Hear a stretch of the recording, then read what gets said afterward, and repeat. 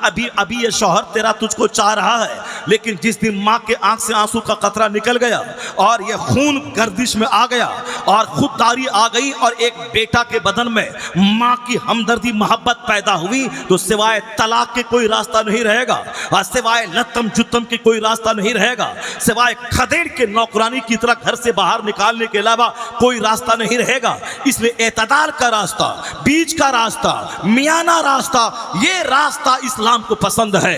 खैरुल उमूर औसता। 10 minute के सामने एक बंदा बेबस हो जाता है, जिसके पास सरमाया और हथियार हो, उसके सामने गरीब और कमजोर लोग बेबस हो जाते हैं।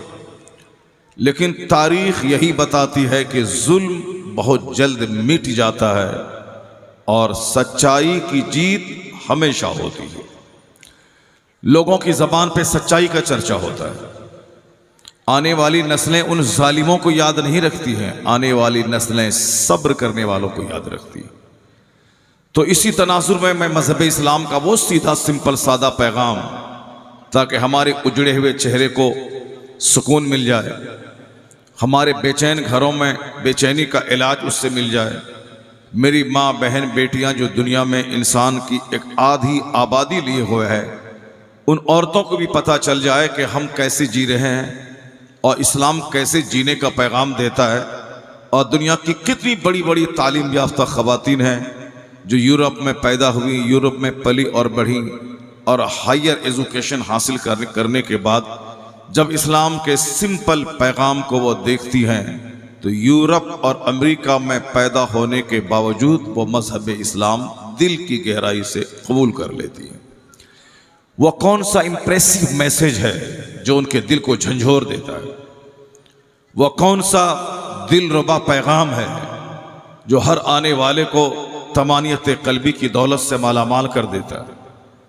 तो मैं कुरान करीम की 2-4 आयतों की तिलावत करता हूँ, जिसमें कहा गया है कि मेरे महबूब को मैंने भेजा है ताकि वो तुम्हें सीधा रास्ता दिखलाएं, और भेजने का मतलब ही यही है कि तुम उनकी पैरवी करो, और उनकी पैरवी में दोनों जहान की कामयाबी का राज पोशीदा है। भले ही लोग ताकत के नशे में या जहालत की वजह से या ताअस्सुब का चश्मा आंख में लगाकर इस्लाम का इनकार करें, लेकिन तबाही का तमाशा देखने के बाद आदमी को लौटकर इसी प्लेटफॉर्म पे आना पड़ेगा कि हर दर्द की दवा मुस्तफ़ा के पास है, हर समस्या का समाधान पैगंबर आज़म के पास है, हर मसाइल का हल अल्लाह के महबूब दानाए खफाया व ग़यूब सल्लल्लाहु अलैहि वसल्लम के पास मौजूद है। मैं तो बताऊंगा अहादीस की रोशनी में कि कैसे मौजूद है। 2-4 प्रॉब्लम को मैं उठाऊंगा और उसका हल हुजूर के फरमान, उसकी तालीम, उनके इरशादात की रोशनी में तलाश करूंगा। लेकिन आप ये जान लें कि यूरोप जिसे अपनी तालीम पे बड़ा घमंड है, और वाकई पूरी दुनिया में सबसे ज़्यादा तालीम याफ्ता, शिक्षित और हाईली एजुकेटेड बर्रे आज़म कोई है तो वह यूरोप है। जिस यूरोप में हॉलैंड है, जिस यूरोप में फ्रांस है, जिस यूरोप में इंग्लैंड है, जिस यूरोप में जर्मनी है, जिस यूरोप में ये सारे तरक्की याफ्ता डेवलप्ड कंट्रीज मौजूद हैं, जहाँ फ्रांस की राजधानी पेरिस है, जहाँ जितने भी तरक्की याफ्ता ममालिक हैं वो अक्सर यूरोप ही में मौजूद हैं। उस यूरोप का एक सबसे बड़ा दानिश्वर, उन्होंने हुजूर के ताल्लुक से जो अपने जज्बाती दिल का इजहार किया है, जो अपने हार्ट्स की फीलिंग को एक्सप्रेस किया है, वो बार बार पढ़ने को जी चाहता है। हमारे नौजवान बच्चे जो पढ़ते हैं गांधी और नेहरू को, इस्लाम के पैगंबर को नहीं पढ़ते, इसलिए वो गलत फहमी का शिकार हो जाते हैं कि इस्लाम में सिर्फ नमाज, रोज़े, हज और ज़कात जो बेसिक पिलर्स हैं यही है। इसके अलावा इस्लाम दूसरे मेजर मैटर से बहस नहीं करता है, जैसे एजुकेशन और शिक्षा। इस पे ज़्यादा जोर अमेरिका और यूरोप के दानिश्वरों ने दिया है, इस्लाम ने इस पर बहुत ज़्यादा जोर नहीं दिया है। वैसे हमारे बहुत सारे बच्चे फिजिक्स, केमिस्ट्री, बायोलॉजी की स्टडी के बाद कहते हैं ये सारे उलूम जिसकी वजह से कंप्यूटर दुनिया ने बनाया, जिसकी वजह से दुनिया ने हवाई जहाज़ बनाया, ये सब मॉडर्न एजुकेशन का नतीजा है। इस्लाम का इसमें कोई इंपॉर्टेंट रोल नहीं रहा। इस्लाम सिर्फ नमाज का आदेश देता है, हज व ज़कात और जन्नत और आखिरत की तैयारी का पैगाम देता है। दौरे जदीद के तकाज़ों को इस्लाम पूरा नहीं करता है। ये हमारी नौजवान नस्ल की कम अकली और कम इल्मी का नतीजा है। वरना यूरोप का एक बड़ा दानिश्वर वो क्या कहता है? वो कहता है it must be owned that all the knowledge whether of physics और एस्ट्रोनॉमी और एस्ट्रोलॉजी और mathematics which flourished in Europe from the 10th century was originally derived from the Arabian schools, and the Spanish Saracen may be looked upon as the father of European philosophy. ये कोई मौलाना का कौल नहीं है जो मैंने नकल किया, किसी पीर साहब का कोटेशन नहीं है कि जो मैंने आपके सामने पढ़ के रख दिया। ये है जॉन डेविनपोर्ट, यूरोप का एक बहुत बड़ा पढ़ा लिखा दानिश्वर। उसने इस्लाम कबूल नहीं किया, मगर इस्लाम की सच्चाई को स्वीकार करते हुए जो उन्होंने अपने हृदय की संवेदनाओं को जो व्यक्त किया है, जो जज्बात को उन्होंने जाहिर किया है, प्रकट किया है, वो यही किया है। ये बिल्कुल सच बात है कि जो भी इस दौरे जदीद में साइंसी उलूम दुनिया में आया है और ये तमाम साइंसी development, mathematics, physics, chemistry, biology, zoology, botany, astrology, astronomy, उसी को आप उर्दू में कह लें, इल्म हयातियात, इल्म कीमिया, इल्म नबातात, इल्म जोग्राफिया, इल्म तवारीख, इल्म रियाजी, इल्म नजूम, इल्म फल्किया, इसी की वजह से जो तरक्कियां दुनिया में साइंसी हुई हैं, वो कहते हैं ये सारे उलूम। हमने तो यही समझा था कि कुरान, इल्म हदीस, इल्म फ़िक़्ह, इल्म तफसीर, इल्म उसूल हदीस, इन सारे उलूम से इस्लाम बहस करता है और मौलाना साहब इसी उलूम के बारे में बातें करते हैं।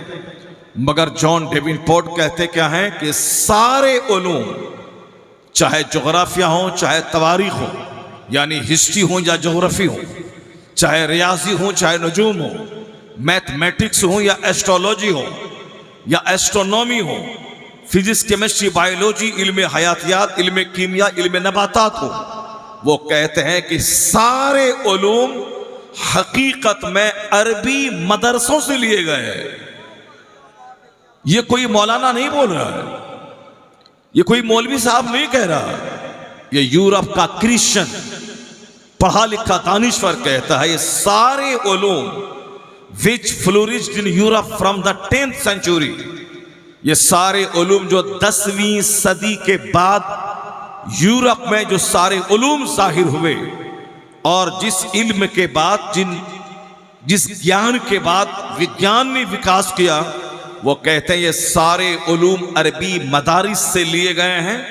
और अगला जुमला द स्पेनिश सैरेसन, अगर आप पढ़े लिखे आदमी हैं तो आप मेरी बात समझ गए होंगे कि स्पेन एक मुल्क है जिस पे 1000 साल तक मुसलमानों का कब्जा रहा। जिस वक्त मुसलमानों का दबदबा और कब्जा वहां था तो वहां की मस्जिदों में, वहां की खानकाहों में, वहां के मदरसों में हर जगहों पे शिक्षा का जोर था, यानी हर जगह पढ़ने लिखने की बातें होती थी।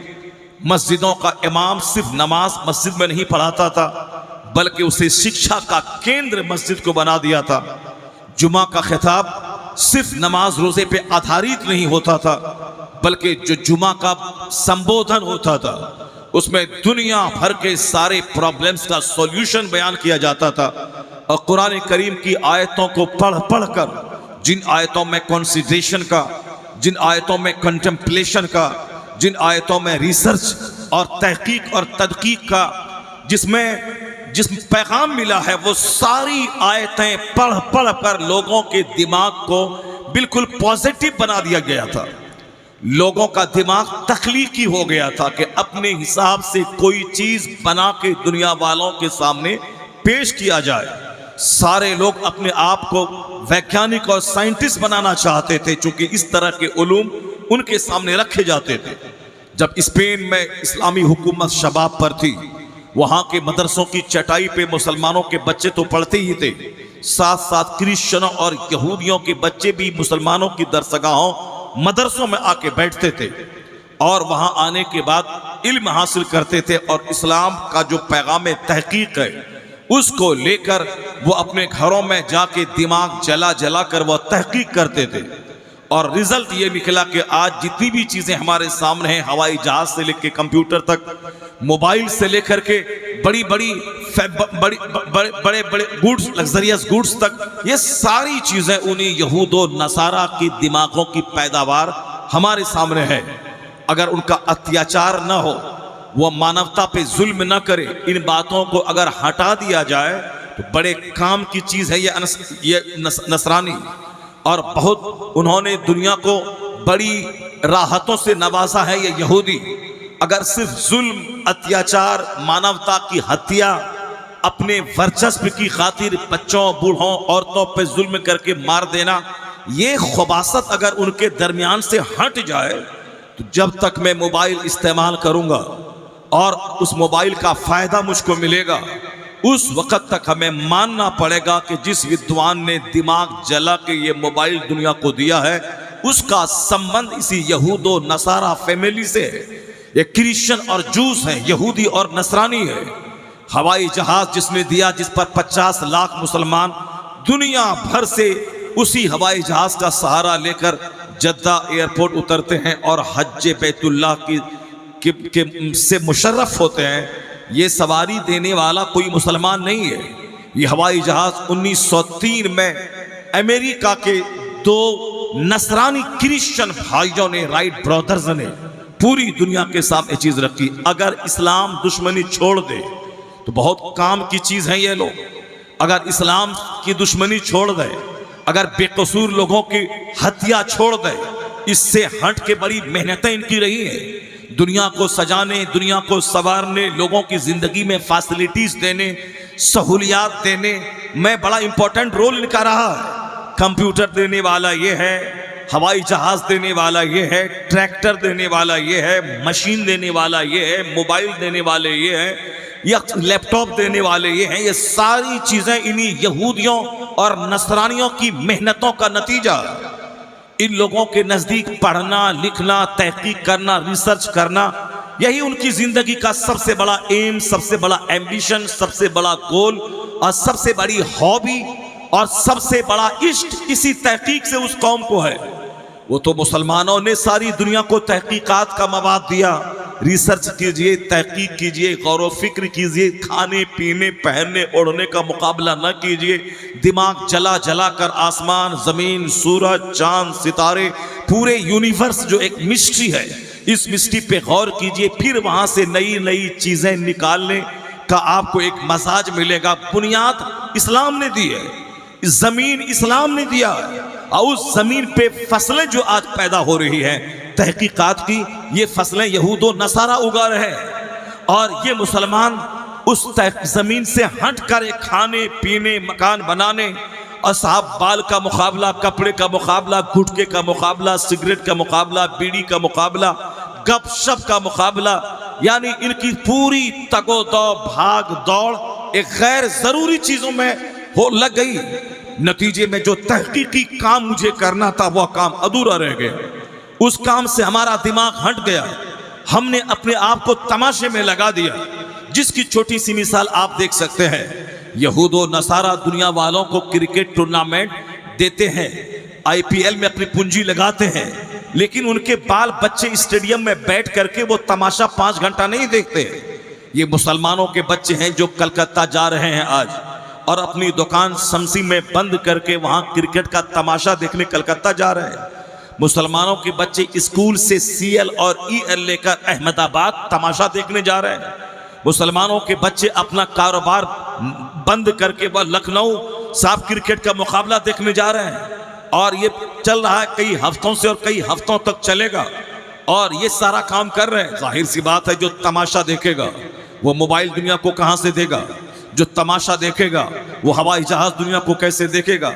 जो तमाशा देखेगा वो हवाई जहाज दुनिया को कैसे देगा? जो तमाशा देखेगा वो नई नई इजादात, नए नए आविष्कार, न्यू इन्वेंशंस से दुनिया को अवगत वो कैसे कराएगा? जो 24 घंटे में 12-15 घंटे दिमाग जलाता है, तन्हाई में बैठकर सारी कायनात और संपूर्ण यूनिवर्स पे रिसर्च करता है, वही मोबाइल देगा, वही कंप्यूटर दुनिया को देगा। वो मर भी जाएगा, जितने लोग कंप्यूटर चलाएंगे इसका सेहरा उसी के सर जाएगा। कौन नहीं जानता कि फोर्ड ने मशीन दी है, और आज मशीन फोर्ड की तरफ रिलेटेड है कि इन्होंने मशीन दिया। अब ट्रैक्टर का नाम फोर्ड के नाम पे, गाड़ी का नाम फोर्ड के नाम पे, अब लफ्ज़े फोर्ड एक मशीन का नाम हो गया, जबकि यूरोप का दानिश्वर फोर्ड ने मशीन की इजाद की। चुनांचे अल्फ्रेड नोबेल जो दुनिया का सबसे बड़ा दानिश्वर, जिनकी तरफ नोबेल प्राइज मंसूब है, उन्होंने दिमाग जला कर दुनिया वालों को एक नई तहकीक दी, मर गया। लेकिन आज नोबेल प्राइज की वजह से अल्फ्रेड नोबेल दुनिया में उसका नाम लिया जाता है। लोग उसको सराहते हैं, उसकी मेहनतों की वजह से करोड़ों आदमी की जिंदगी में सहूलियात पैदा हो गई। न्यूटन क्रिश्चियन था, लेकिन न्यूटन ने दिमाग जलाकर जो विज्ञान का फॉर्मूला दिया, फिजिक्स, केमिस्ट्री, बायोलॉजी, जिससे मालामाल है, आज जब तक लोग पढ़ते रहेंगे फिजिक्स, उस वक्त तक न्यूटन का नाम उनके सामने रहेगा। इन्होंने ये अलग अलग फॉर्मूलाज देकर हमें तहकीक करने, रिसर्च करने का मजाज दिया है। तो दुनिया में अजूबा कारनामा, वंडरफुल अचीवमेंट्स उनके हिस्से में आती हैं जो एक एक मिनट को कीमती समझता है, जो अपनी जिंदगी को गैर जरूरी कामों से अलग कर लेता है। खाना जरूरत के तहत ताकि वो जिंदा रहे, कपड़ा जरूरत के तहत ताकि वह पहन के जिंदा रहे, मकान जरूरत के तहत ताकि उस मकान में सर्दी, गर्मी, बारिश से वो बच सके। ऐसा नहीं कि उस मकान में पीओपी करना, पुट्टी करना, इंटीरियर डेकोरेशन करना, उसी को सजाना, संवारना, रोवाल पेल्ट लगाना और फिर उसी को लगा के चमका के उम्र हो गई 70 साल, उसके बाद मर जाना और फिर मिट्टी में चला जाना। और ये सारी जिंदगी की मेहनतों की पूंजी से जो मकान बना, ये अपने बाल बच्चों को छोड़ के मर जाना, और उनके बाल बच्चे उस बगैर मेहनत के बने हुए मकान में बैठकर रात भर मोबाइल, व्हाट्सएप पे गंदी तस्वीरें देखना। बनाने वाला चला गया कब्र में, मिट्टी में, और उनकी मेहनतों से जो घर बना उसमें बैठ के शराब पी जा रही है, उसमें बैठकर साहब रात भर टेलीविजन देखे जा रहे हैं। ये किस कदर कितना बड़ा अलमिया और कितनी बड़ी ट्रेजेडी है कि मेहनत मैं करूं, हिसाब क़यामत के दिन मैं दूं, और मैं पैसा कहां से कमाया, कहां खर्च किया, इसका जवाब मुझको देना है क़यामत के दिन। और मेरी मेहनतों से जो घर बना उसमें मेरा शराबी बेटा रह रहा, उसमें हमारा बदकार बेटा रह रहा, जो अपने बाप की इस कुर्बानी को कभी याद तक नहीं करता कि इन्होंने रात भर दिन भर जाग कर मेहनतें करके अपनी सेहत को जोखिम में डालकर हमारे लिए मकान बनाया। कभी वो रात में उठकर तहज्जुद पढ़कर मुसल्ले पे बैठकर आंसू बहाकर अपने बाप की बख्शिश की दुआ नहीं करेगा वो कि इलाही मेरे बाप को बख्श दे जो करोड़ों का घर मुझको दे के मरा, इलाही मेरे बाप को बख्श दे जो हमें एक इज्जतदार समाज में जीने के काबिल लायक बना के मेरा बाप मरा। मेरे बाप तो चले गए मिट्टी में और आज मैं खरमों के मकान में रह रहा हूँ, इलाही मेरे बाप को बख्श दे। कितने बच्चे हैं जो रात के वक्त आखिरी हिस्से में तहज्जुद के टाइम में नमाज पढ़कर आंख से आंसू बहाकर अपने बाप के दर्जात की बुलंदी की दुआ कर रहा हो, नहीं मिलेगा कोई। इसी यही तो है कि दूसरों की खातिर अपनी आखिरत तबाह कर दी, सारी जिंदगी दूसरों के मकान के लिए जीते रहे और अपने लिए आखिरत के लिए कोई काम नहीं किया। मेरी सारी तवज्जो अननेसेसरी थिंग्स, गैर जरूरी चीजों में लग गई। वह यहूदी है जो कहता है कि मकान चाहे छतदार ताकि मैं बारिश से बचूं, और बच करके मैं तहकीक करूं, रिसर्च करूं, रात भर दिमाग जला कर नई चीजें मैं दुनिया को दूं।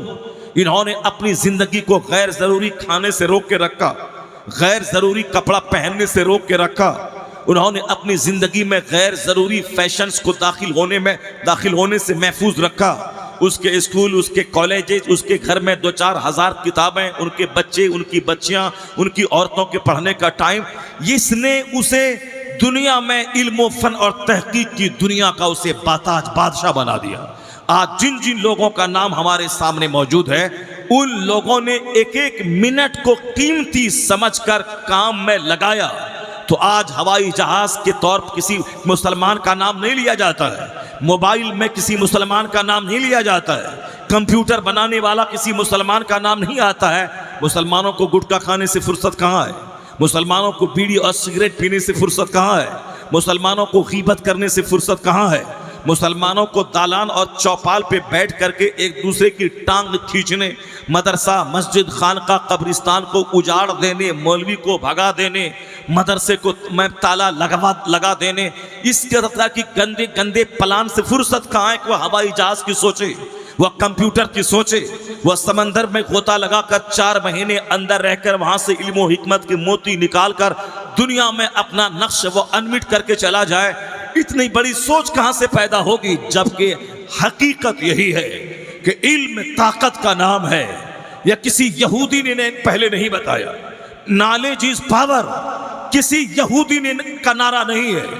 नॉलेज इज लाइट किसी यहूदी का नारा नहीं है। नारा पहले जो दिया है यह नारा उनका है। अब बाद में जो लोग उसका गुणगान कर रहे हैं वह उसके आविष्कारक नहीं है, वह उसके इन्वेंटर नहीं है, वह उसके मुजीद नहीं है। आज सारी दुनिया कहती है कुछ मकान बने न बने, अपने बच्चों को पढ़ाओ, अपने बच्चों को शक्तिशाली बनाओ। ज्ञान से शक्ति मिलती है, शिक्षा से शक्ति मिलती है, शिक्षा से अंधकार दूर होता है, शिक्षा आदमी गिरते प्रातों को आला मकाम दे देता है। हरिजनों के घर में शिक्षा, ब्राह्मण उसका हाथ चूमते हैं। अगर हरिजन के घर में शिक्षा हो और उसका बच्चा डीएम बन जाए तो राजपूत जिसे कुर्सी तक नहीं देता था वह उनके सामने हाथ जोड़ के खड़ा है। अगर कोई ग्वाले और जादव का बच्चा अगर आला कुर्सी पर फाइज हो जाए, ब्राह्मण जिसे भैंस चराने वाला कहता था वह ब्राह्मण उस ग्वाले को कभी घास नहीं डालता था, लेकिन हाथ में जहां कलम आ गया, मंत्रालय उसके पास आ गई, वजारत उसके पास आ गई, तो अब ये ब्राह्मण राजपूत उसी ग्वाले के सामने हाथ जोड़कर खड़ा है जिसे कुर्सी तक नहीं देता था। और जिन दलितों हरिजनों को अपने कुएं में पानी पीने नहीं देता था, और ये अपराध था उसके लिए कि वह ब्राह्मण की कुर्सी पे आके बैठ जाए, लेकिन आज वह हरिजन कुर्सी पे बैठा है और सामने एक ब्राह्मण उससे इंसाफ की भीख मांग रहा है, सामने एक राजपूत उसके एक दस्तखत की भीख मांग रहा है। कौन है जिसने उस हरिजन को ताकतवर बनाया? कौन है उस झोपड़ी में रहने वालों को ब्राह्मण का सरदार बनाया? किसने? वो तो दूसरों की बात मैंने कह दी। मुस्लिम सोसाइटी में कहीं सैयद है, कहीं पठान है, कहीं साहब शेख हैं, कहीं जोलाहा, कहीं नदाफ, कहीं और गिरा हुआ दर्जा सब्जी फरोश का है, और कहीं कोई दूसरे लोग हैं जो धोबी हैं, साफी हैं, जो दूसरों का कपड़ा साफ करते हैं। ये साफी, धोबी, जो भी नाम हमने हमारे मुस्लिम समाज ने लोगों का दे दिया, हमने उनको दिया। लेकिन भाई साफी का बेटा, वही धोबी का बेटा, जब वो उसके हाथ में कलम आ जाता है और वह आईपीएस ऑफिसर बन जाता है, तो शेख साहब वहाँ खड़े हैं, पठान साहब सामने खड़े हैं उसके इस्तेकबाल के लिए, जिसको कहता था यह मजदूर का बच्चा है, लेकिन आज वह कुर्सी पे बैठा है। उसके सामने पठान और शेख सामने खड़े हैं और उससे रहमो करम की भीख उससे मांग रहे हैं। यहाँ तक कि जुमा के दिन बैरिस्टर नीचे बैठा है, लॉयर नीचे बैठा है, एडवोकेट नीचे बैठा है, साइंटिस्ट नीचे बैठा है, रिसर्चर नीचे बैठा है, वैज्ञानिक नीचे बैठा है, विद्वान नीचे बैठा है,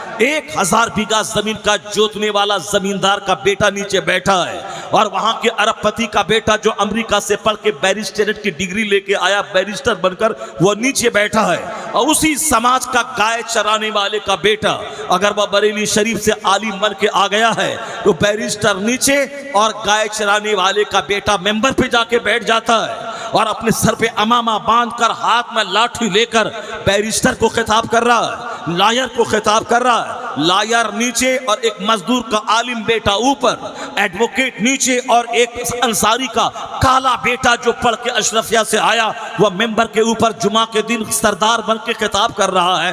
कहा जाएगा किस चीज ने इन गाय चराने वाले के बेटे को सम्मान की कुर्सी दिला दी? कौन सी चीज है जो इन हरिजनों और दलितों को ब्राह्मणों का सरदार बना दिया?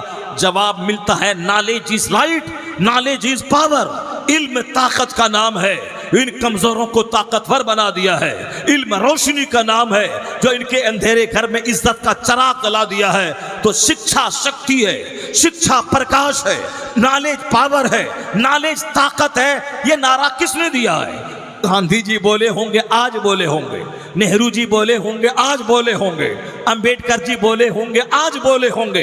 अंबेडकर 500 साल पहले पैदा नहीं हुआ था, अंबेडकर की कहानी 100 साल के अंदर की है। गांधी 500 साल पहले नहीं पैदा हुआ था, गांधी की कहानी 100 साल के अंदर की है। नेहरू 500 साल पहले नहीं पैदा हुआ था, नेहरू की कहानी 100 साल के अंदर की है।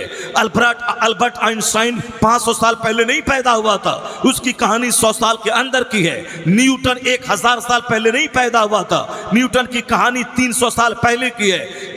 आइंस्टाइन 500 साल पहले नहीं पैदा हुआ था, आइंस्टाइन की कहानी 100 साल के अंदर की है। ये जितने लोगों ने शिक्षा पे जोर दिया, शिक्षा को ताकत कहा, शिक्षा को प्रकाश कहा, नॉलेज को लाइट कहा, उन लोगों की सूची में दौरे जदीद की ये सारे पढ़े लिखे लोग हैं, जिसमें से 2-4 का नाम मैंने आपके सामने लिया। लोग कहते हैं इन्होंने ऐसा कहा, और आज की तारीफ कहते हैं मोदी जी शिक्षा पे जोर दे रहे हैं। गरीब पढ़े, अमीर पढ़े, मालदार पढ़े, ताकतवर पढ़े, कमजोर पढ़े, मर्द पढ़े, औरत पढ़े, सारे लोग पढ़े, सारे लोग पढ़े और आगे बढ़े। नारियां पढ़ेंगी, नारियां बढ़ेंगी, औरतें पढ़ेंगी, औरतें बढ़ेंगी, बच्चियां पढ़ेंगी, बच्चियां बढ़ेंगी। ये नारा लोग दे, नारा बड़ा अच्छा है, मैं कद्र की निगाह से देखता हूं। अच्छी बात चाहे कोई भी करे, बात अच्छी है, मगर सवाल ये पैदा होता है कि ये अच्छी बात सबसे पहले किसने कही, सबसे पहले किसकी जबान से निकली, सबसे पहले फॉर्मूला दुनिया को किसने दिया। अगर किसी ने सबसे पहले कहा है इल्म ताकत का नाम है, तो गौर करना होगा किसने कहा है, किसने दुनिया वालों को बताया है कि हर लोग, सारे मर्द औरतें सब लोग शिक्षा ग्रहण करें। किसने कहा कि सिर्फ मालदार लोग नहीं पढ़ेंगे, गरीब लोग भी पढ़ें। सर्व शिक्षा अभियान, यानी सारे लोग पढ़ेंगे, गरीब, अमीर, शहरी, देहाती, ताकतवर, कमजोर, सब पढ़ेंगे। किसने कहा 1400 साल पहले? ये सारे बहादुर 100 साल के अंदर के हैं, लेकिन 1400 साल पहले न कॉलेज था, न यूनिवर्सिटी थी, न आइंस्टाइन का नाम था, न अमेरिका नाम का कोई मुल्क था, न अंग्रेजों की तरक्की की कहानी थी, न चाइना जापान के विकास की कहानी थी। हिंदुस्तान में एक कॉलेज नहीं था, हिंदुस्तान में चाहे AMU हो, चाहे BHU हो, चाहे JNU हो, जितनी भी यूनिवर्सिटीज हैं, सारी यूनिवर्सिटीज 200 साल के अंदर की तारीख इसकी है। 500 साल पहले, 1000 साल पहले न अलीगढ़ यूनिवर्सिटी थी, न जवाहरलाल नेहरू यूनिवर्सिटी थी, न दिल्ली यूनिवर्सिटी थी, न बनारस हिंदू यूनिवर्सिटी थी। ये सारी यूनिवर्सिटीज की कहानी 200 साल के अंदर की है। तो 1000 साल पहले एक मुट्ठी भर चंद लोग थे जो लिखना और पढ़ना जानते थे। आम तौर पर राजा दौलतमंदों के घर में शिक्षा रहती थी, और गरीब लोगों को पढ़ने नहीं दिया जाता था, और गरीब उनके दरवाजे पर खड़े होकर उनकी चप्पल सीधी करते थे।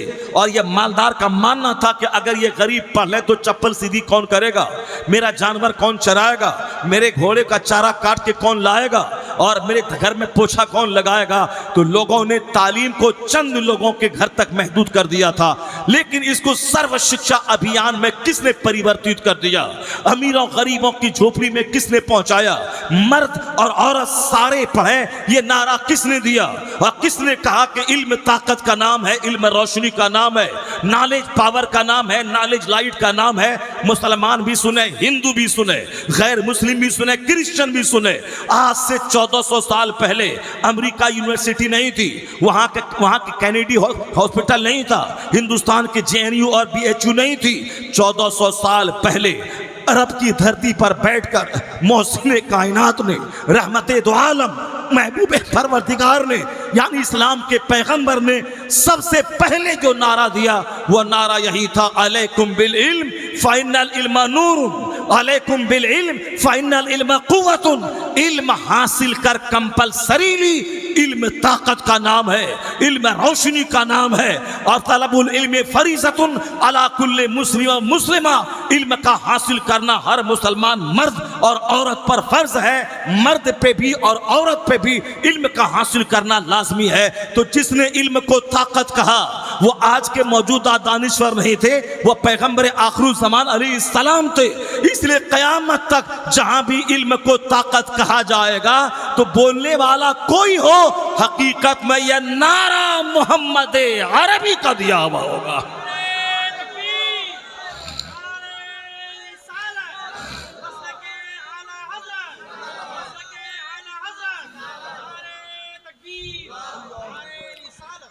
हमारे बच्चे भी गौर से सुन लें, और जो जहां जहां तक मेरी आवाज जारी, अगर मेरी इस बात को वह गलत साबित कर दें, वह सामने आ जाएं। कि 1400 साल पहले किसने शिक्षा पे इतना जोर दिया? पैगंबर आज़म अलैहिस्सलाम ने सबसे पहले शिक्षा पे जोर दिया। ये और बात है कि पैगंबर का मानने वाला वो आज गुटखा खाने लगे, पैगंबर का मानने वाला अपने बच्चों को गुल्ली डंडा खिला करके उसे उसकी जवानी को बर्बाद कर दे, पैगंबर आज़म पर ईमान लाने वाला वह सिगरेट बीड़ी में अपनी ज़िंदगी ख़त्म कर दे, पैगंबर इस्लाम का मानने वाला जुआ खेलने और साहब तारी शराब बेचने वाला अपने बच्चों को बना दे, पैगंबर इस्लाम का मानने वाला सिर्फ खाए और सोए और घर मकान का मुकाबला करे। जाहिर सी बात है, जो पढ़ेगा उसका नाम होगा, जो पढ़ेगा उसको इज्जत मिलेगी, जो पढ़ेगा वो IAS ऑफिसर बनेगा, जो पढ़ेगा उसके हाथ में कलमदान जाएगा, जो पढ़ेगा वो मिनिस्टर बनेगा। तो मिनिस्टर पढ़ेगा चमार तो मिनिस्टर बनेगा कौन? पढ़ेगा हरिजन तो मिनिस्टर बनेगा कौन? पढ़ेगा गरीब तो कलमदान किसके हाथ में जाएगा?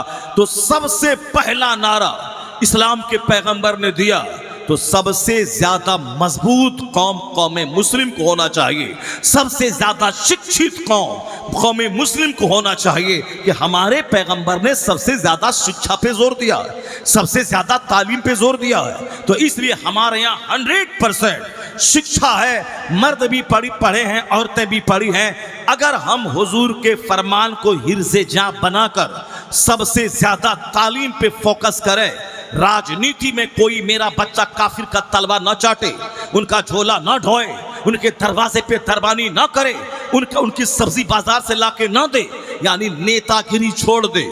इस सबसे पहले शिक्षा का ग्रहण करे और उसके बाद माली हालत दुरुस्त करने के लिए बिजनेस करे, जिसके बारे में पैगंबर आज़म ने कहा था कि अल्लाह ने बरकतों के जितने हिस्से नाजिल किए हैं, बरकतों का जितना पार्ट है उसमें से 9 हिस्से अल्लाह ने सिर्फ तिजारत में रख दिए हैं। 9 हिस्से सिर्फ तिजारत में रखे हैं। कोई सेब लेके बैठ जाए, कोई प्याज लेके बैठ जाए, कोई कांदा लेके बैठ जाए, यह बेइज्जती की बात नहीं है। चोर बनने से बेहतर है कि मैं चाय बेच करके 2 रुपये हलाल का हासिल करूं। डकैत बनने से बेहतर है कि हम चप्पल जूता सी करके 2 रुपये हलाल का कमाएं और दूसरों की बहू बेटी दूसरों के दरवाजे पे दस्तक देकर उनकी आबरू का लुटेरा बनने से बेहतर है मैं चाय की दुकान पे गिलास साफ करके 100 रुपये डेली कमाकर हलाल खाऊं और अपने बच्चों को खिलाऊं। क्योंकि हलाल का 1 रुपया हराम के 1 खरब रुपए पे भारी होता है और हलाल के रुपये में ताकत होती है। हलाल खाने वाले का सीना स्ट्रांग होता है, हलाल खाने वाले की सोच बुलंद होती है, हलाल खाने वाली की नस्लें भी पवित्र और पाकीज़ा होती हैं, हलाल खाने वाली की बेटियां किसी काफिरों के साथ नहीं भागती हैं, हलाल खाने वालों का बेटा किसी चमार और किसी डोमनी को दिल देकर उनके साथ नहीं भागता है, बल्कि हलाल खोर का दिमाग पाकीज़ा रहता है, हलाल खाने वाले का सीना स्ट्रांग होता है।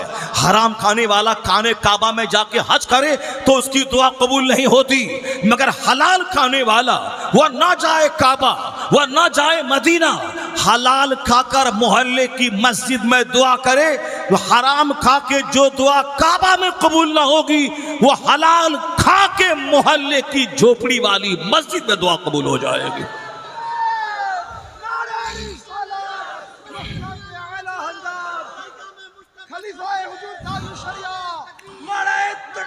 और ये हलाल कारोबार, हलाल रोजी का इम्कान बिजनेस में ज्यादा होता है। हलाल रोजी काश्तकारी से ज्यादा मिलती है, हलाल रोजी बागबानी से ज्यादा मिलती है, काश्तकारी से हलाल रोजी ज्यादा मिलती है।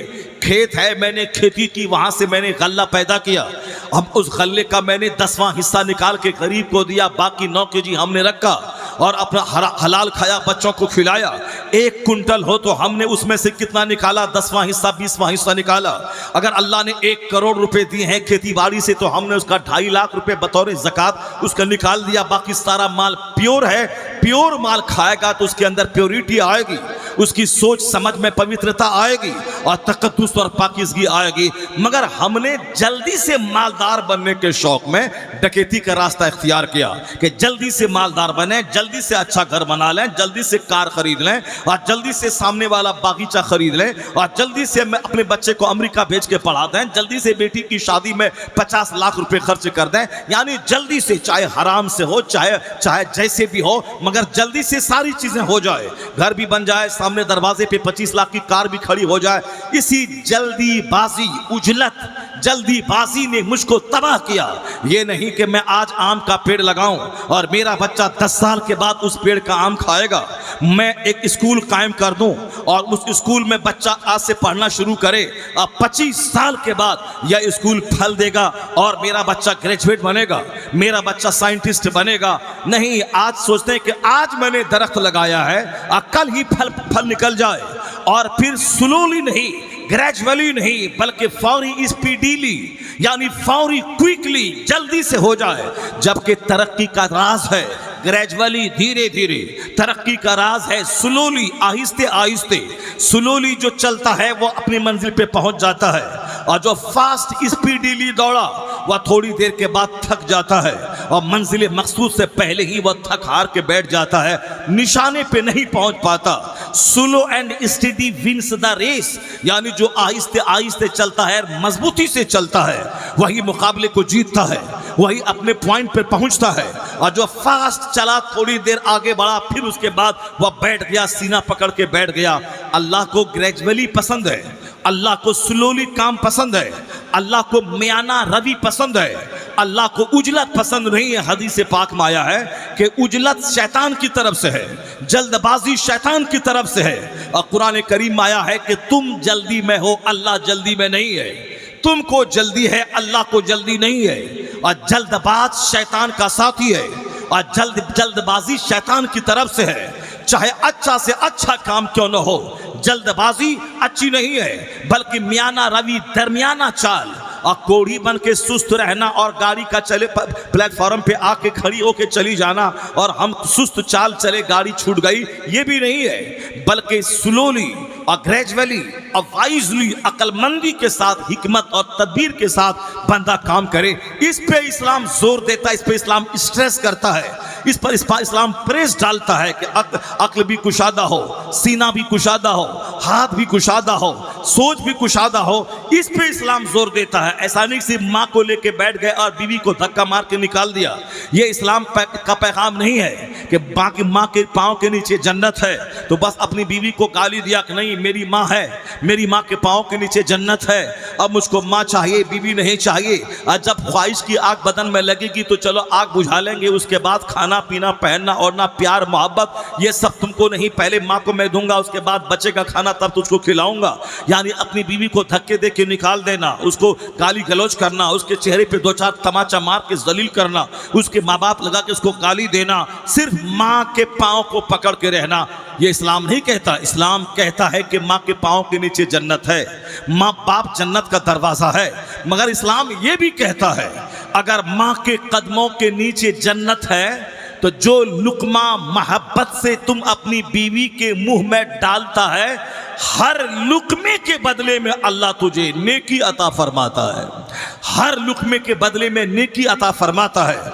अक्लमंद वो नहीं है जो बीवी की तरफ वन साइड होकर जन्नत में आग लगा दे और अपनी माँ को नुकसान पहुंचाए, बाप को गाली दे और ससुराल वाले का गुलाम हो जाए। वह भी अधूरा शख्स है, वह तो बहुत ज्यादा निकम्मा और नाकारा शख्स है जो माँ बाप को ठुकरा के ससुराल वालों का गुलाम हो जाए। वह तो पक्का जहन्नमी है, न कोई सजदा कबूल होगा और न कोई उसकी इबादत कबूल होगी जब तक कि माँ बाप राजी ना हो जाए। और वो शख्स भी अधकपारी है, आधा बिनेन वाला है जो सिर्फ माँ और बाप को पकड़े रहे और अपनी बीवी को धकेल के भगा दे और अपनी बीवी को तलाक दे दे और अपनी बीवी से दिन रात लत्तम जुत्तम का तमाशा करता रहे, मारपीट करता रहे। ये काम हो सकता है यहूद और नसारा का, ये काम हो सकता है किसी नसरानी, किसी मजूसी, किसी मुशरिक, किसी काफिर का कि वन साइडेड हो जाए, या तो माँ की तरफ झुके या बीवी की तरफ झुके या बाप की तरफ झुके या ससुर की तरफ झुके या दीन की तरफ झुके और दुनिया की तरफ से कंगाल होकर हाथ पैर तोड़ के मस्जिद में बैठकर भिखारी बन जाए और दूसरों की जेब पे नजर रखे कि कोई आए और हमको टाका दे ताकि मैं खाऊं और मस्जिद में सजदा करूं। अक्लमंदी का तकाजा ये नहीं है और इस्लाम इस पे जोर नहीं देता है। इस्लाम जोर देता है कि बीवी के मुंह में भी लुकमा डाला जाए और जो तुम खाते हो वह बीवी को खिलाओ और जो तुम पहनते हो वह उसको पहनाओ और जरूरतन अगर मारने की नौबत आए तो चेहरे पे मत मारो। यह चेहरा बड़े काम की चीज है, अभी तू मारेगा फिर थोड़ी देर के बाद उस चेहरे से फायदा हासिल करेगा। बीवी को गाली गलौज मत दे, अगर तुम उसको अपने घर से बाहर मत निकाल। अगर तू नाराज है, बिस्तर अलग करना चाहता ताकि उसका घमंड टूटे, उसका गुरूर टूटे, वह शौहर का हक पहचाने, वह शौहर की बात माने, तो उसको बिस्तर अलग कर दे। वह बिस्तर अलग करके उसको मैके मत भेज दे, बिस्तर अलग करके पड़ोस में मत भेज दे, बिस्तर अलग करके घर से बाहर दालान पे मत फेंक दे। बिस्तर अलग कर मगर अपने दरवाजे घर के अंदर में अलग कर ताकि दूसरों को भनक न लगे, दूसरे ना जाने। आप बीवी का गुरूर टूटे जब तू उससे अलग बिस्तर पे सोएगा तो बिस्तर अलग कर मगर घर के अंदर चार दीवारी के अंदर ना मैके भेज ना उसे जलील करके घर के गलियारे में फेंक दे। वो तेरी इज्जत है, आज उसे जलील करेगा, प्रताड़ित करेगा और कल उसके साथ मुस्कुरा के कैसे बातें करेगा, कल उसके साथ उसके चेहरे से फायदा कैसे उठाएगा, कल तू कैसे कहेगा मैं तेरा शौहरे नामदार हूं और तू मेरी प्यारी बीवी है, जबकि तू एक घंटा पहले चेहरे पे तमाचा मारा था। इस्लाम कहता है बीवी भी तुम्हारी रहे, उसको भी सम्मान दे, जो खा वो खिला, जो पहन वो से पहना और जो बात तुझे बुरी लगती है वह बात उसे भी बुरी लगती है। जो तू अपने लिए पसंद करता है वही उसके लिए भी पसंद कर। बंदा उस वक्त तक कामिल मोमिन हो नहीं सकता। ला युमिनु अहदुकुम हत्ता युहिब्बा लिअखी मा युहिब्बु लिनफ्सी। बुखारी शरीफ का हदीस में आया है, you will not be A complete believer. तुम कंप्लीट मुसलमान नहीं हो सकते अनटिल जब तक कि तू अपने भाई के लिए वह चीज पसंद ना करे जो चीज तू अपने लिए पसंद करता है। अपने लिए अगर तू गाली नहीं पसंद करता है तो बीवी के लिए भी गाली मत पसंद कर। अपनी तू जिल्लत पसंद नहीं करता है तो अपनी बीवी और अपने भाइयों के लिए जिल्लत पसंद मत कर। अपने लिए चाह तक मैं जब जाऊं तो सामने वाला खड़ा हो के कुर्सी दे दे तो तू भी अपने यहाँ ऐसा प्रिपरेशन करके जब कोई तेरे पास आए तो तू भी खड़ा हो जा, उसको इज्जत की कुर्सी दे और मेहमान को दरवाजे तक छोड़ने के लिए उसके साथ तू चल के जा और मेहमान के साथ बैठकर गुफ्तगू करके उसकी दिलजोई कर। तू जो अपने लिए पसंद करता है, अगर तू चाहता है कि कोई मेरी ग़ीबत ना करे, मेरी इज्जत खराब ना करे, मेरी चुगलखोरी ना करे, मेरी तौहीन ना करे, मेरा अपमान ना करे, मुझको दूसरों के सामने मेरा नाम बिगाड़ के ना ले, मुझको रे बे ना करे, इज्जत दे, तो अब जब तू ये चाहता है तो फिर तुझे भी चाहिए कि तू किसी की ग़ीबत ना करे, किसी की चुगलखोरी ना करे, किसी का नाम बिगाड़ के ना बोले, किसी की इज्जत खराब ना करे, किसका छुपा हुआ ऐब दूसरों के सामने जाहिर ना करे। उस वक्त तक मोमिन नहीं बनेगा। हत्ता युहिब्बा लिअखी मा युहिब्बु लिनफ्सी। जब तक कि तू अपने भाई के लिए वह चीज पसंद ना करे जो तू अपने लिए पसंद करता है। इतना जबरदस्त अखलाकी पैगाम इस्लाम ने दिया है। अगर सास इस पे गौर करे, वह कभी अपनी बहू की शिकायत की पोटली लेकर बैठ के अपने आप को जहन्नम में नहीं डालेगी। अगर बहू इस हदीस पाक को गौर से पढ़ ले, वह कभी फोन पर अपने माँ से, अपनी सास, अपनी ननद की शिकायत की पोटली खोलकर वह अपने ही घर के चैन में आग नहीं लगाएगी।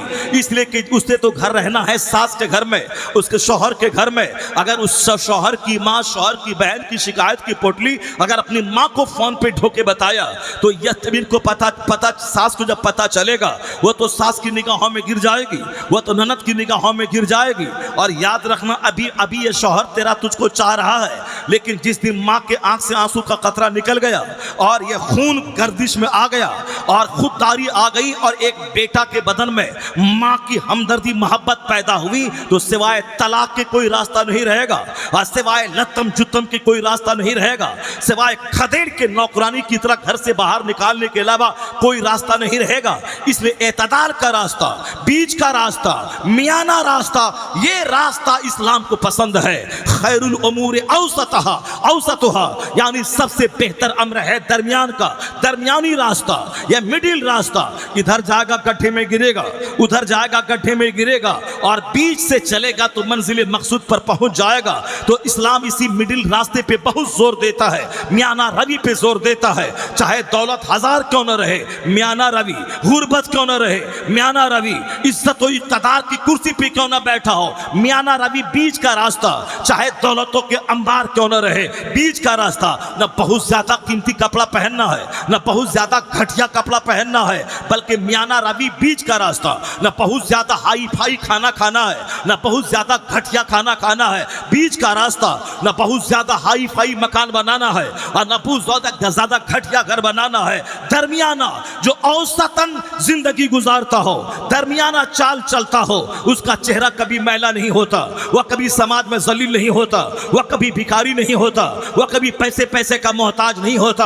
अमेरिका को जब इसका पता चला वह कहने लगा जीने में सादगी, सिंपलिसिटी को दाखिल कीजिए। मकान बनाने में सादगी, घर बनाने में सादगी, खाना बनाने में सादगी, और फिर बीवी को पहनाने ओढ़ाने में सादगी, सफर करने में सादगी, और तमाम मामलात में सिंपलिसिटी को दखल दीजिए। जहां पेचीदगी को दखल दिया, रोजाना चाउमीन और बर्गर खाना है, रोजाना बिरयानी खानी है, रोजाना मुरक्कन और मुशर्रफ गज़ा इस्तेमाल करना है, फिर पेट का बुरा होगा, छोटी आंत बड़ी आंत का बुरा होगा, लीवर का बुरा होगा, लीवर फैटी हो जाएगी, गुर्दा खराब हो जाएगा, और फिर लीवर ट्रांसप्लांट कराना पड़ेगा।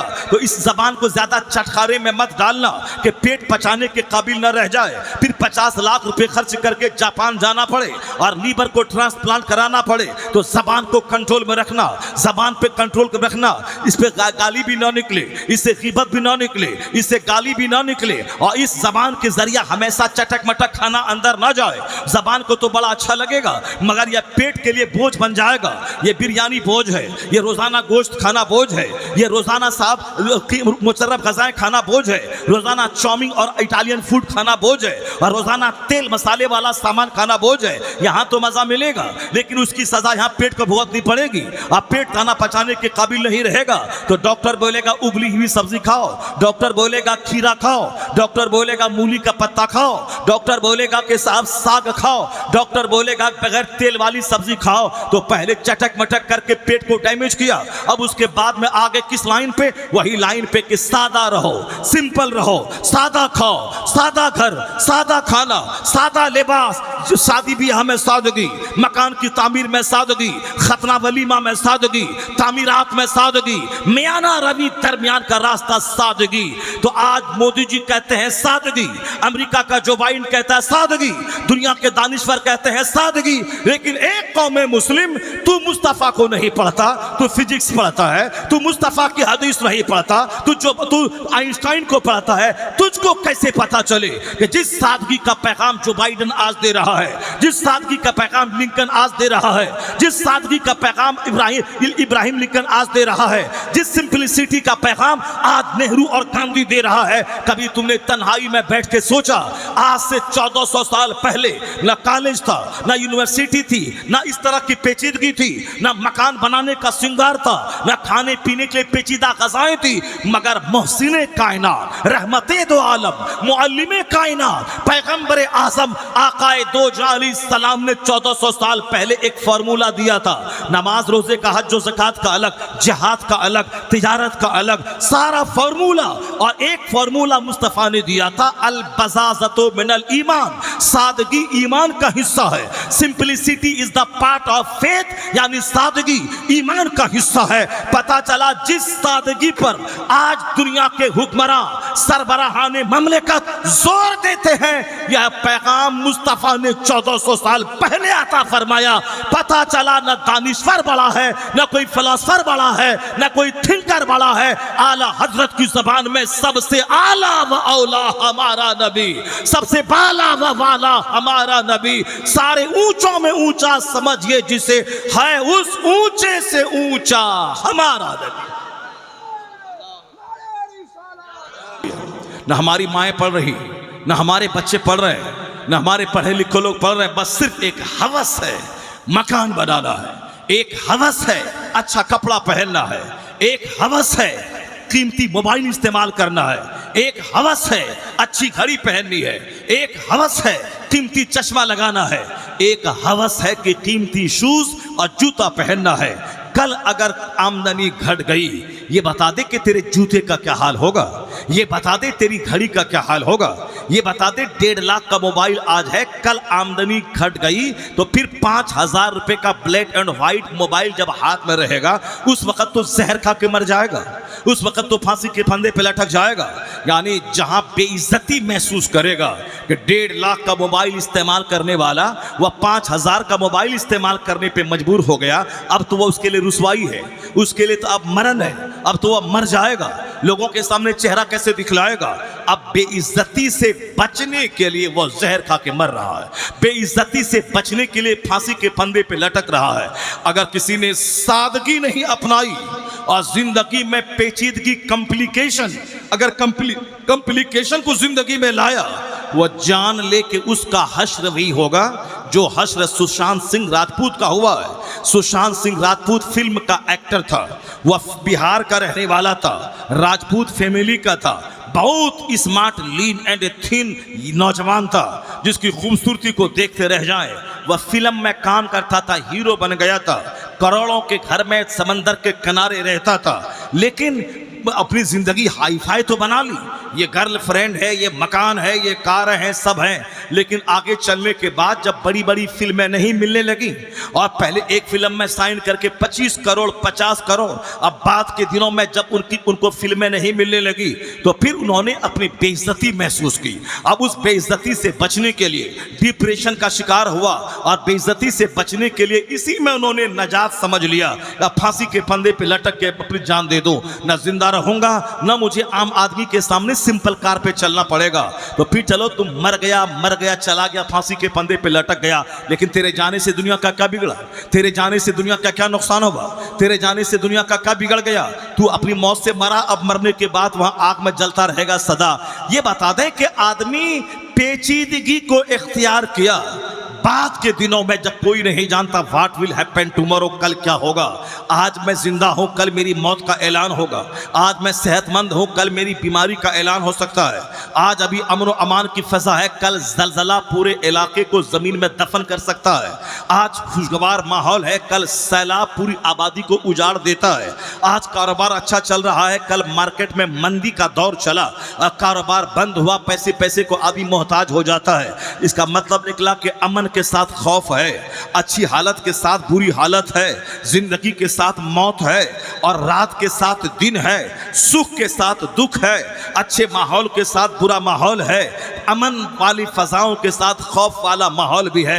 इसलिए अल्लाह कहता है कुरान में, वाला नबलुवन्नकुम बिशैइन मिनल खौफ वल जू व नक्सी मिनल अमवालि वल अनफुसि वस समरात, यानी हम तुम्हें टेस्ट करेंगे, वी विल टेस्ट यू, आजमाएंगे, कभी अमन देकर कभी खौफ देकर, कभी इज्जत देकर कभी जलील करके, कभी सेहत देकर कभी बीमारी देकर, कभी औलाद देकर कभी औलाद में मौत देकर, कभी माल की फरावानी देकर कभी माल की किल्लत देकर हम तुम्हें आजमाएंगे।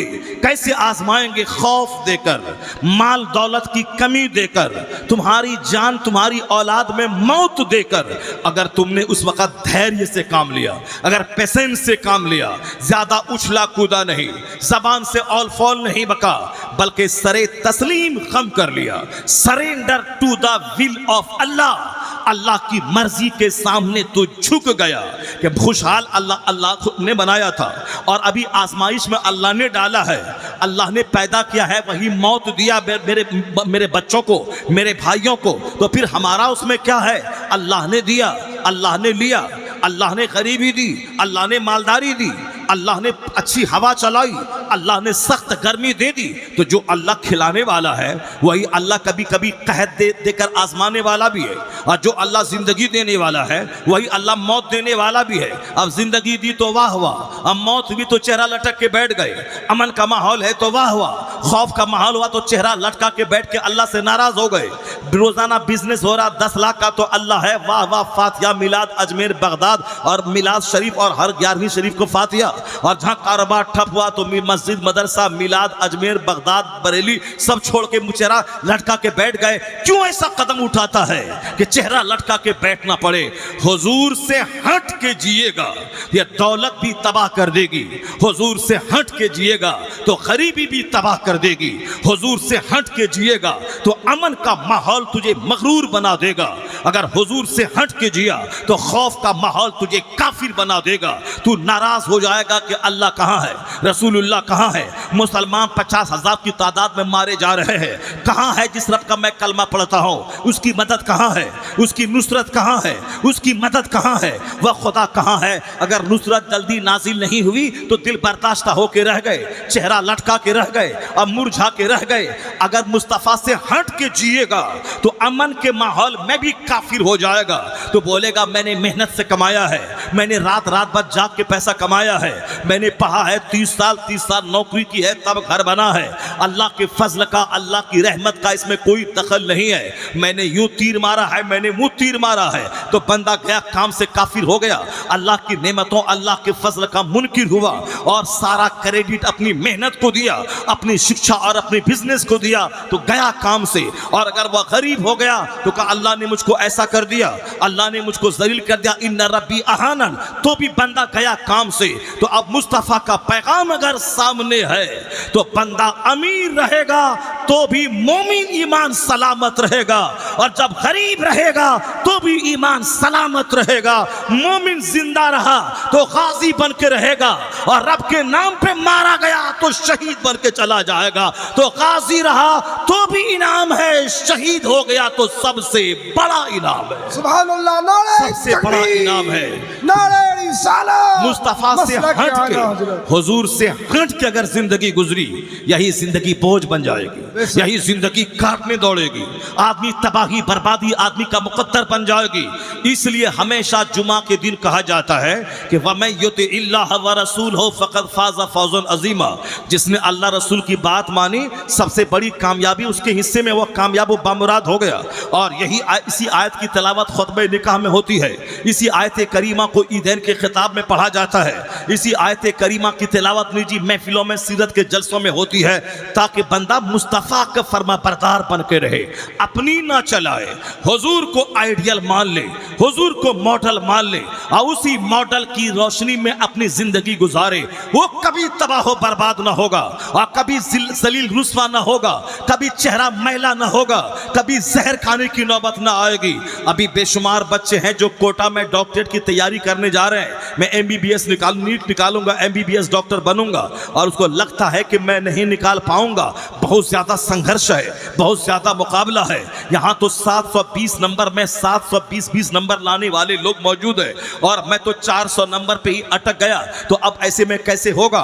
माँ की तमन्ना है मेरा बेटा डॉक्टर बनेगा, बाप कहते हैं अपने दोस्तों से कि मेरा बेटा का डॉक्टर बनना तय है। वह जमीन बेच कर हर महीने कोटा पैसा भेजता है, और हॉस्टल के रहने की फीस, कोचिंग सेंटर की फीस वह सब दे रहा है, ताकि मेरा बच्चा एग्जाम में 700 नंबर के करीब लाए, और उसका एडमिशन दिल्ली के एम्स में हो जाए या बम्बई के हॉस्पिटल में हो जाए, ताकि एक बहुत बड़ा मेयारी डॉक्टर बन के मेरा बच्चा चमके और मेरे खानदान का मेरा नाम रोशन करे और माल कमाए, अच्छा खाए, अच्छा पिए। मगर बच्चा इस फिक्र में मुब्तला है कि मैं नहीं निकाल पाऊंगा तो मेरी माँ क्या कहेगी, मेरा बाप क्या बोलेगा, मेरे समाज के लोग क्या बोलेंगे। बेइज्जती महसूस करता है, और वहीं फांसी के फंदे पे कोटा के साहब वहां पे कोचिंग सेंटर में फांसी के फंदे पे लटक के जान दे रहा है। हर महीने 10 से लेके 20 बच्चे अखबारी रिपोर्ट के मुताबिक वहां खुदकुशी कर रहे हैं, सुसाइड कर रहे हैं, जहर खा के ट्रेन की पटरी में कट के या फांसी के फंदे पे लटक के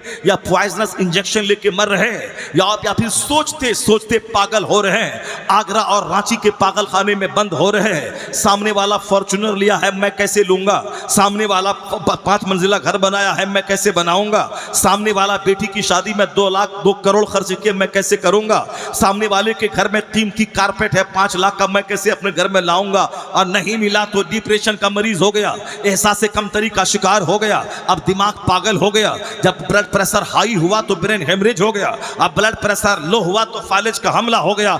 इस तरह डिप्रेशन का मर्ज दुनिया में बढ़ रहा है, यानी लोग पागलपन के करीब पहुंच रहे हैं, हकलान और खफकान के मरीज हो रहे हैं, लोग पागल हो रहे हैं। आगरा के पागल खाने में पहले मरीज नहीं मिलते थे, आज मरीज को रखने की जगह नहीं है। रांची के पागल खाने में पहले मरीज नहीं मिलते थे, आज मरीज के रखने की जगह नहीं है, हाउसफुल हो रहा है। तो क्या मतलब इस दौरे जदीद में क्या दिया है? इस साइंसी तरक्की ने, इस सड़कों की दुनिया ने, इस बिजली की दुनिया ने, इस मुकाबले की दुनिया ने, इस अच्छा खाने पीने की चाहत वाली दुनिया ने क्या दिया है? इस दुनिया ने पागलपन का मर्ज दिया है, इस दुनिया ने डिप्रेशन का मर्ज दिया है, इस दुनिया ने बाईपास सर्जरी का हार्ट का मर्ज दिया है, इस दुनिया ने आपस में अखलाकी बीमारियां, चुगलखोरी की कैफियत दी है। इस मॉडर्न दुनिया ने हमें कीमतों का माहौल दिया है। इस मॉडर्न दुनिया ने हमें एक दूसरों की दुश्मनी, दूसरों से दूर रहने का क्लाइमेट दिया है।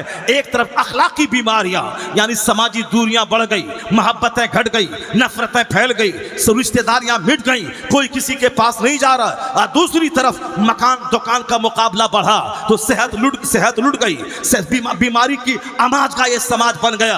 और एक तरफ अखलाकी बीमारी, एक तरफ जिस्मानी बीमारी, एक तरफ फिजिकल डिजीज, एक तरफ रूहानी बीमारी, स्पिरिचुअल डिजीज। जब समाज बीमार हो चुका है यानी रूहानी मर्ज भी है, अखलाकी मरीज है, अखलाक नहीं, माँ बाप की खिदमत नहीं, छोटे बड़े की पहचान नहीं, रिश्तेदारों की कद्र नहीं, अपनी दुनिया में मस्त और मगन रहना है, हर आदमी का अपने आप को तन्हा महसूस करना है। तो इस मॉडर्न एज ने हमें अखलाकी मरीज बनाया है और हमें जिस्मानी मरीज भी बनाया है।